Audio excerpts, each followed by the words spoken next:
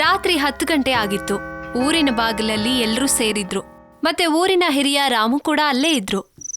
ಅವ್ರ ಮುಂದೆ ಮಕ್ಕಳು ಮತ್ತೆ ದೊಡ್ಡವರು ಕೂಡ ಕೂತಿದ್ರು. ಏನಾಯ್ತು ರಾಮು ತಾತ, ಇವತ್ ನೀವು ನಮ್ಗೆ ಯಾವ ಕತೆ ಹೇಳ್ಬೇಕು ಅನ್ಕೊಂಡಿದ್ದೀರಾ? ಅದೇ ಯೋಚಿಸ್ತಾ ಇದ್ದೀನಿ ಮಕ್ಕಳೇ, ಇವತ್ತು ನಾನ್ ನಿಮ್ಗೆ ಯಾವ ಕತೆ ಹೇಳಲಿ ಅಂತ. ಆಗ ಜೋರಾಗಿ ಗುಡುಗು ಬಂತು. ಅಯ್ಯೋ ಸಿಡ್ಲು! ಎಲ್ರೂ ಆದಷ್ಟು ಬೇಗ ನಿಮ್ ಮನೆಗೆ ಹೋಗ್ಬಿಡಿ. ಊರಿನ ಜನರೆಲ್ಲರೂ ಅವ್ರವ್ರ ಮನೆಗೆ ಓಡ್ ಹೋದ್ರು. ಊರಿನ ಅಂಗಡಿಗಳ ಶಟರ್ಗಳು ಮುರಿದು ಕೆಳಗೆ ಬೀಳ್ತಾ ಇದ್ವು. ಮತ್ತೆ ಊರಿನ ಮೂಲೆ ಮೂಲೆಯಲ್ಲಿ ಶಾಂತಿ ಆವರಿಸಿತ್ತು. ವಿಪುಲ್ ಅವನ ಮನೆಯವ್ರ ಜೊತೆ ಅವನ ಸಂಬಂಧಿಕರ ಮನೆಗೆ ಅಂತ ಹೋಗ್ತಿದ್ದ.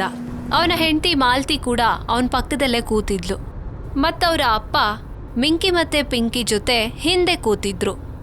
ಮಗನೇ, ನೀನೇನೋ ಈ ಶಾರ್ಟ್ ಕಟ್ನ ತಗೊಂಡ್ಬಿಟ್ಟೆ, ಆದ್ರೆ ನನಗನ್ನಿಸ್ತಾ ಇದೆ ಈ ದಾರಿಲಿ ಹೋದ್ರೆ ನಾವು ಸರಿಯಾದ ಸಮಯಕ್ಕೆ ಆ ಸ್ಥಳಕ್ಕೆ ತಲುಪಲ್ಲ ಅಂತ. ಮಾವನವ್ರೆ, ನೀವ್ ಹಾಗೆ ಹೇಳ್ಬೇಡಿ, ನಾವ್ ಇನ್ನೇನ್ ತಲುಪಿಡ್ತೀವಿ, ಅದು ಸರಿಯಾದ ಸಮಯಕ್ಕೆ. ಅಪ್ಪ ಅಲ್ಲಿ ನೋಡಿ, ಚಂದೇರಿ ಹಳ್ಳಿ. ಚಂದೇರಿ? ಇದು ಸ್ತ್ರೀ ಫಿಲಮ್ ಅಲ್ಲಿ ಇತ್ತು ತಾನೆ? ಹಾಗಾದ್ರೆ ಇಲ್ಲಿ ಸ್ತ್ರೀ ಕೂಡ ಇರುತ್ತೆ ಅಲ್ವಾ ಅಪ್ಪ? ಆಗ ಮತ್ತೆ ಗುಡುಗು ಶುರುವಾಯ್ತು, ಜೊತೆಗೆ ಮಳೆ ಕೂಡ ಬಂತು. ಅರೆ ಅಪ್ಪ, ಮಳೆ ಬರ್ತಿದೆ, ಬನ್ನಿ ಅಪ್ಪ ಸ್ವಲ್ಪ ಹೋಗಿ ನೆನೆಯೋಣ. ಇಲ್ಲ ಮಗಳೇ, ಆಟಾಡಕ್ಕೆ ಟೈಮ್ ಇಲ್ಲ, ನಾವು ಆದಷ್ಟು ಬೇಗ ಅಜ್ಜ ಅಜ್ಜಿ ಮನೆಗೆ ಹೋಗ್ಬೇಕು. ಆಗ ಗಾಡಿಯ ಅಕ್ಕಪಕ್ಕ ನೀರ್ ತುಂಬ್ಕೊಂಡ್ಬಿಡ್ತು. ಮತ್ತೆ ಗಾಡಿ ನಿಂತ್ಕೊಳ್ತು.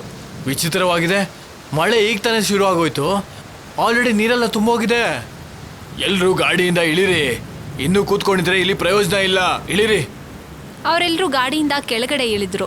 ನಡ್ಕೊಂಡ್ ಬರುವಾಗ ಅವ್ರ ಮಂಡಿವರೆಗೂ ನೀರ್ ತುಂಬಿಕೊಂಡಿತ್ತು. ಅವ್ರು ಹಾಗೆ ಹಳ್ಳಿ ಕಡೆ ಬರ್ತಾ ಇದ್ದ ಹಾಗೇನೆ ನೀರಿನ ಪ್ರಮಾಣ ಕಡಿಮೆ ಆಗ್ತಾ ಹೋಯ್ತು.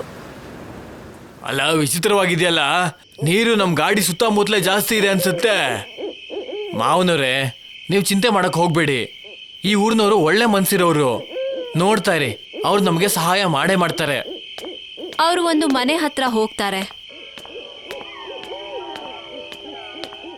ಮತ್ತೆ ಬಾಗ್ಲನ್ನ ಬಡಿತಾರೆ. ಹಲೋ ಸರ್, ಯಾರಾದ್ರೂ ಇದೀರಾ? ಒಳಗಿಂದ ಯಾವುದೇ ಶಬ್ದ ಬರೋದಿಲ್ಲ. ಆಗ ಅಲ್ಲಿಗೆ ಒಬ್ಬ ವ್ಯಕ್ತಿ ಮತ್ತೊಬ್ಬ ಹೆಂಗಸು ಅಲ್ಲಿಗೆ ಬರ್ತಾರೆ. ಯಾರದು?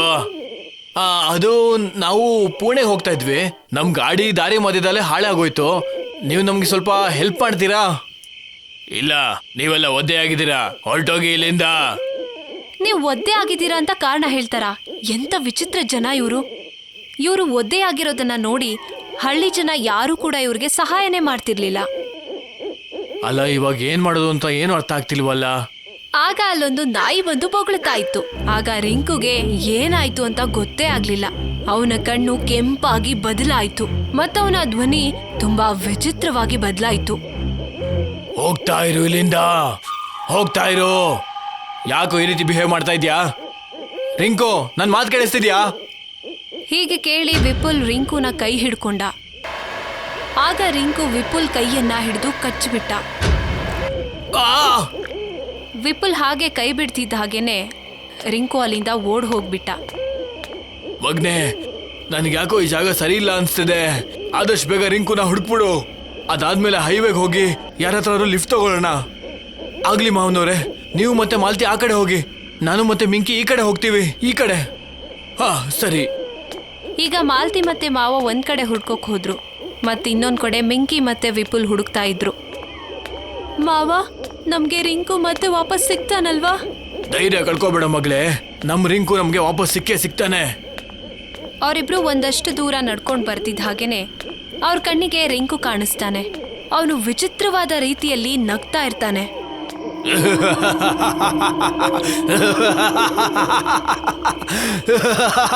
ಅಲ್ಲಿದ್ದಾನೆ ರಿಂಕು. ರಿಂಕು ಪುಟ, ನೀನಲ್ಲಿ ಏನ್ ಮಾಡ್ತಾ ಇದ್ಯಾ? ರಿಂಕು ಅವ್ರ ಮಾತನ್ನ ತಲೆಗೆ ಹಾಕೊಂಡ್ಲಿಲ್ಲ. ಮತ್ತವನ ತಾತನ ಮೇಲೆ ಅವನು ಜಂಪ್ ಮಾಡ್ದ. ಮಗನೇ ರಿಂಕು, ಏನ್ ಮಾಡ್ತಿದ್ಯಾ ನೀನು? ಆಗ ರಿಂಕುನ ಮೈಯಿಂದ ರಕ್ತ ಚಿಮ್ಮೋದಕ್ಕೆ ಶುರುವಾಯ್ತು.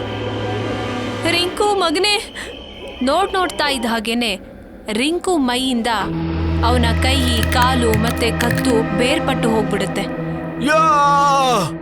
ರಿಂಕು! ಮಾಲ್ತಿ ಮತ್ತವರ ಮಾವ ಅವನ ದೇಹದ ಮುಂದೆ ಬಿಕ್ಕಿ ಬಿಕ್ಕಿ ಅಳ್ತಾ ಇರ್ತಾರೆ. ಆಗ ಜೋರಾಗಿ ಗುಡುಗು ಸಿಡ್ಲು ಬಂದು ಅವರು ನಿಶ್ಶಬ್ದ ಆಗೋಗ್ತಾರೆ. ಈ ಕಡೆ ವಿಪುಲ್ ಕೂಡ ಮಿಂಕಿ ಜೊತೆ ಮಗನ್ನ ಹುಡುಕ್ತಾ ಇರ್ತಾನೆ. ಆಗ ಅಚಾನಕ್ ಆಗಿ ಮಿಂಕಿ ನಿಂತ್ಕೋತಾಳೆ. ಏನಾಯ್ತು ಮಗಳೇ, ಯಾಕೆ ನಿಂತ್ಕೊಂಡ್ಬಿಟ್ಟೆ? ನಾವು ಅಣ್ಣನ ಹುಡುಕ್ಬೇಕು ತಾನೆ. ಅವನು ಮಿಂಕಿಯನ್ನ ಕರ್ಕೊಂಡು ಹೋಗೋಕೆ ಪ್ರಯತ್ನ ಪಡ್ತಾನೆ. ಆದ್ರೆ ಮಿಂಕಿಗೆ 10 ಜನರ ಶಕ್ತಿ ಬಂದಿರುತ್ತೆ. ಅವಳು ಅಲ್ಗಾಡೋದೇ ಇಲ್ಲ. ಅವಳು ಅವರಪ್ಪನ ಜೋರಾಗಿ ತಳ್ಳಿಬಿಡ್ತಾಳೆ. ಅದೇ ಸಮಯಕ್ಕೆ ಅಲ್ಲಿಗೆ ಅವರಪ್ಪ ಮತ್ತೆ ಹೆಂಡತಿ ಬರ್ತಾರೆ. ಮಿಂಕಿ, ನೀನ್ ಏನ್ ಮಾಡ್ತಿದೀಯಾ? ಅವರು ನಿಮ್ಮಪ್ಪ. ಮಿಂಕಿ ಅವರಪ್ಪನ ಎದೆಯನ್ನ ಸೀಳ್ ಬಿಡ್ತಾಳೆ ಮತ್ತವನ ಹೃದಯನ ಹೊರಗೆ ತೆಗಿತಾಳೆ. ಮಾಲ್ತಿ ಮತ್ತೆ ಮಾವನ್ಗೆ ಆ ದೃಶ್ಯ ರೋಮಾಂಚನಗೊಳಿಸುತ್ತೆ. ಆ ಪುಟ್ಟ ಹುಡುಗಿ ಅವರಪ್ಪನ ಹೃದಯನೇ ತಿಂತಾ ಇರ್ತಾಳೆ. ಮಾಲ್ತಿ ಶರೀರ ಪೂರ್ತಿಯಾಗಿ ಮರಗಟ್ಕೊಂಡಿರುತ್ತೆ. ಮಾಲ್ತಿ ಮಗಳೇ, ಇಲ್ಲಿಂದ ಹೊರಟೋಗ್ಬೇಕು. ಇವಳು ನಮ್ಮ ಮಿಂಕಿಯಾಗಿ ಉಳ್ದಿಲ್ಲ. ಅಮ್ಮ, ನನ್ನ ಕಾಪಾಡಿ. ಅವ್ರನ್ಕೊಂಡ್ರು ಮಿಂಕಿ ತಮ್ಮ ಮಗಳಾಗಿದ್ದಾಳೆ ಅಂತ. ಆದ್ರೆ ಅವಳ ಕಾಲು ಒಂದು ತೋಳ ಕಚ್ಚಿಡ್ಕೊಂಡಿರುತ್ತೆ. ಅಮ್ಮ, ನನ್ನ ಕಾಪಾಡಿ ಅಮ್ಮ, ಇಲ್ಲಾಂದ್ರೆ ಇದು ನನ್ನ ತಿಂದ್ಬಿಡುತ್ತೆ. ಮಿಂಕಿ ಪುಟ್ಟ. ಅವಳು ಮಿಂಕಿನ ಕಾಪಾಡೋಕಂತ ಮುಂದೆ ಹೋಗ್ತಾಳೆ. ಅವಳ ಹತ್ರ ಹೋಗ್ತಿದ್ದ ಹಾಗೇನೆ ಆ ತೋಳ ಅಲ್ಲಿಂದ ಮಾಯ ಆಗಿ ಹೋಗುತ್ತೆ. ಮತ್ತೆ ಮಿಂಕಿ ಆ ತೋಳದ ರೂಪ ತಗೋತಾಳೆ. ಮತ್ತವಳು ಅವ್ರ ತಾತನ ಕತ್ತನ್ನ ಒಂದೇ ಏಟಲ್ಲಿ ಕತ್ತರಿಸ್ಬಿಡ್ತಾಳೆ. ಅವಳು ಮಾಲ್ತಿ ಹತ್ರ ಹೋಗ್ತಾ ಇರ್ತಾಳೆ. ಆದ್ರೆ ಅವಳ ಶರೀರ ಒಂದು ಬಾಂಬ್ ರೀತಿ ಬ್ಲಾಸ್ಟ್ ಆಗಿ ಹೋಗ್ಬಿಡುತ್ತೆ. ಇದನ್ನ ನೋಡಿ ಮಾಲ್ತಿ ಕುಸಿದು ಬೀಳ್ತಾಳೆ. ಮತ್ತವಳ ಕಣ್ಣಲ್ಲಿ ನೀರ್ ತುಂಬಿಕೊಂಡು ಹರಿತಾ ಇರುತ್ತೆ. ಅವಳು ಅವಳ ಪೂರ್ತಿ ಪರಿವಾರನ ಕಳ್ಕೊಂಡ್ಲು. ಈಗ ಅವಳು ಆ ಸಾವಿನ ಬಲೆಯಿಂದ ತಪ್ಪಿಸ್ಕೊಂಡು ಬರ್ತಾ ಇದ್ದಾಳೆ. ಮಳೆ ಈಗ್ಲೂ ಕೂಡ ತುಂಬಾ ಜೋರಾಗಿ ಬರ್ತಾ ಇದೆ. ಆಗ ಒಂದು ಕಿಟಕಿಯಿಂದ ಒಂದು ಶಬ್ದ ಬರುತ್ತೆ. ಒಳಗ್ ಬಾ, ಮಳೆಲ್ ನೆನಿಬೇಡ. ಮಾಲ್ತಿ ಆ ಮನೆ ಒಳಗಡೆ ಹೋಗ್ತಾಳೆ. ಅಲ್ಲಿ ಒಂದು ಸಂಸಾರ ಇತ್ತು. ನಾನು ನನ್ನ ಪರಿವಾರ ಜೊತೆ ಬಂದಾಗ ನಮ್ಮನ್ನ ಯಾಕೆ ಒಳಗಡೆ ಬಿಟ್ಕೊಂಡ್ಲಿಲ್ಲ? ಈಗ ನನ್ನ ಪೂರ್ತಿ ಪರಿವಾರನ ಕಳ್ಕೊಂಡಿದ್ದೀನಿ ನಾನು. ಅದರಿಂದ ನಮ್ಗೆ ಅಪಾಯ ಇತ್ತು. ಒಂದ್ ವೇಳೆ ನೀವು ಮಳೆಯಲ್ಲಿ ನೆಂದಿಲ್ಲ ಅಂದಿದ್ರೆ ನಾವು ನಿಮ್ಮನ್ನ ಒಳಗ್ ಕರ್ಕೋತಿದ್ವಿ. ಏನ್ ಹೇಳ್ತಿದ್ದೀರಾ ನೀವು? ಈಗ ನಾನು ನನ್ನ ಪೂರ್ತಿ ಪರಿವಾರನ ಕಳ್ಕೊಂಡಿದ್ದೀನಿ. ಈಗ ನೀವೇನ್ ಹೇಳ್ತಿದ್ದೀರಾ? ನಂಗೆ ಇದನ್ ಕೇಳಕ್ ಆಗ್ತಿಲ್ಲ. ತುಂಬಾ ವರ್ಷದಿಂದೆ ನಮ್ಮೂರಲ್ಲಿ ಒಬ್ಳು ಹುಡುಗಿ ಇದ್ಲು. ಅವಳ ಹೆಸರು ರಜನಿ ಅಂತ. ಅವಳ ಮದ್ವೆ ಆಗಿ 3 ತಿಂಗಳಾದ್ಮೇಲೆ. ರಜನಿ, ಇದೇನ್ ಮಾಡ್ತಿದ್ಯಾ ನೀನು? ರಾತ್ರಿ 12 ಗಂಟೆ ಆಗಿದೆ, ನೀನ್ ಮಳೆಯಲ್ಲಿ ನೆನಿತಾ ಇದೀಯಾ? ನಿಮ್ಗೂ ಗೊತ್ತು ತಾನೇ ನಂಗೆ ಮಳೆಯಲ್ಲಿ ನೆನೆಯೋದು ಎಷ್ಟಿಷ್ಟ ಅಂತ. ಇಲ್ಲ, ಈಗಿಂದೀಗ್ಲೇ ಒಳಗಡೆ ಬಾ. ನೀನು ಗರ್ಭಿಣಿ, ನಿನ್ಗೆ ಯಾಕಿದು ಅರ್ಥ ಆಗ್ತಿಲ್ಲ? ರಜನಿಗೆ ಮಳೆಯಲ್ಲಿ ನೆನೆಯೋದು ಎಷ್ಟು ಆಸೆ ಇತ್ತು ಅಂದ್ರೆ, ಮಳೆ ಬರೋದು ರಾತ್ರಿ 3 ಗಂಟೆ ಆಗಿದ್ರೂ ಕೂಡ ಅಷ್ಟೊತ್ತಲ್ಲೂ ಅವಳು ಎದ್ದು ಬಂದು ಮಳೆಯಲ್ಲಿ ನೆನಿತಾ ಇದ್ಲು.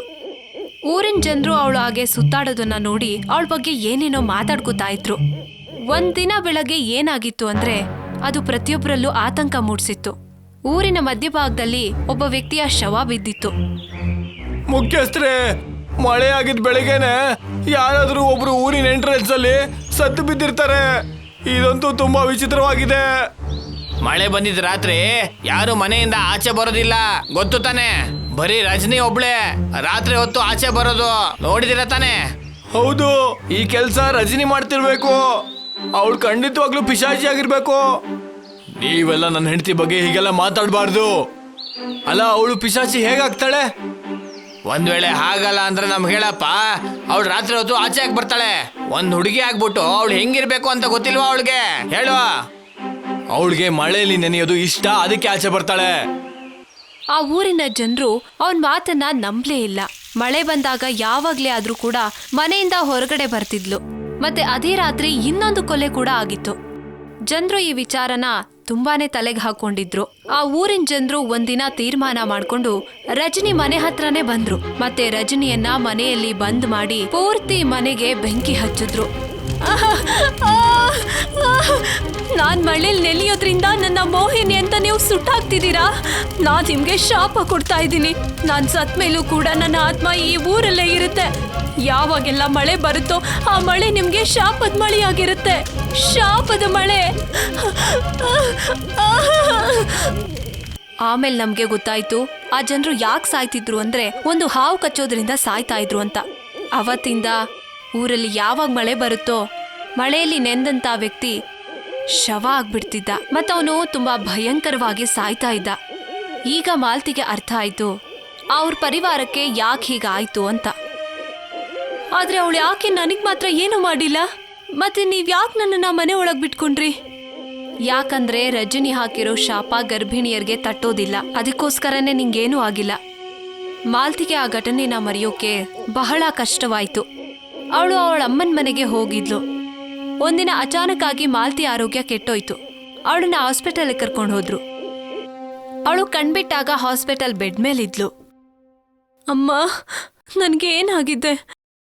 ಏನಿಲ್ಲ ಮಗಳೇ, ನೀನೀಗ ಅಪಾಯದಿಂದ ಪಾರಾಗಿದ್ಯಾ, ಆದ್ರೆ ನಿನ್ ಮಗು ಬದುಕಿಲ್ಲ. ಇದನ್ನ ಕೇಳಿ ಮಾಲ್ತಿಗೆ ತುಂಬಾನೇ ಶಾಕ್ ಆಯ್ತು. ಮತ್ತವಳ ಶರೀರ ಇದ್ದಕ್ಕಿದ್ದಾಗೆ ಬಾಂಬ್ ರೀತಿ ಬ್ಲಾಸ್ಟ್ ಆಗೋಯ್ತು.